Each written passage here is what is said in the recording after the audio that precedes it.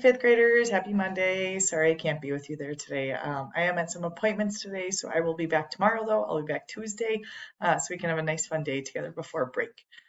First of all, hi Miss Johnson. Thank you so much for taking my class. Hopefully the kids are helpful, respectful, and kind as they should be anytime a sub is in the classroom. So today you've got a couple different plans. Your first job, Ms. Johnson will show you this as well. It's going to be the front and back of kind of a review page for food chains and food webs. So you're going to be looking at a food web and identifying the primary consumer, secondary consumer, tertiary consumer, and making a couple food chains within those food webs.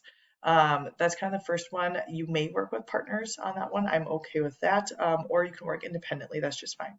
You can also use that science notebook of yours. So if maybe it's been a while, maybe you don't remember those words and what they mean, your notebook is there for you to help you out with that. So that's goal number one. Once you are done with that, you are going to turn it into the Turnitin Tower, and then you're going to jump right into your first Edpuzzle in science. On Google Classroom, I've placed it under the classwork page here underneath week 7. So it'll be purple for you. It'll say Edpuzzle Ecosystems. So it says click the link below, sign in with Google Classroom. Then you're going to grab a pair of headphones and get logged in. So as I said, you will sign in with Google Classroom if you have not done that already.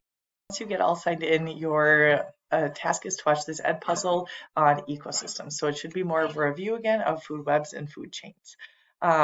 Make sure you answer the questions along the way. I'll be able to see how far you got as well as how you did on those questions. Then hit turn in when completed. The headphones are brand new, so please make sure you treat them nice, get them back in those little plastic bags, and then back in the bin towards the back of the room, kind of where the color pencils markers are. They should be right back there. Then you may do an early finisher if you get done with all of that. So, or work on your trout habitat. I know some of you still need some more time on that task. So your trout habitat is a great thing to work on after your Edpuzzle. While I was recording, I did have a friend jump up and want to say hi. And say, hi, Mac. Oh, now he's looking out the window. Hey, buddy. Sometimes when he hears me talking to my computer, he gets a little confused. So have a wonderful day. Thanks again, Miss Johnson. Hope you have a wonderful time. We will see you soon. Bye-bye.